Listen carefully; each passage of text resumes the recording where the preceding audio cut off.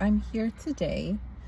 I'm about to go to a wake for a client of mine. I'm waiting for a coworker. But the passing of my clients, and I've made videos before where I've said like a lot of my clients have passed from my substance abuse group. But this client, he had, you know, been doing well, right?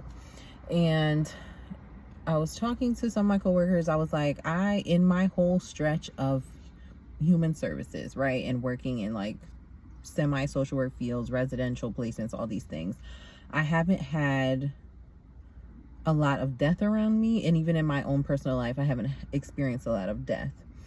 But just in this short period of time, I haven't been there a year yet. A year's coming up, and a lot of people have died. Like, a lot of my clients have passed, but this one is the first one that's basically intentional. So the other ones, they knew the risk of using the substances that they were using, but this one was by his own hand, right? And I feel like that is what is making it hit different for me. But then it also sparked an interesting conversation between me and my mom, because my mom is also in the helping field, but in nursing. And then some of the thoughts that go through her mind when some of her clients pass, or some of her patients pass, because she works mainly with like older folks or people who are, I'll say, medically compromised enough to be in a nursing home. Then you care for these people day in and day out, right? Every day you go to work and you care for these people. So when they do pass, she was saying that sometimes you think like, is there more that I could have done? And I don't necessarily have those thoughts, because I'm not with my clients every day. Some of them I'm with like 9 hours a week, but for the most part I see you once every week, once every other week, and we try and talk about these things, try and develop these safety plans, try and come up with all these tools. But at the end of the day, sometimes things just can't be helped, and that's where I find myself today, in that space.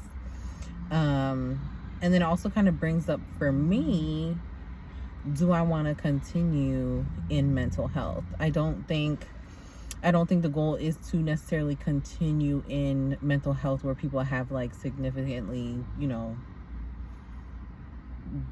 don't want to say dire, like significant mental illness that they're battling.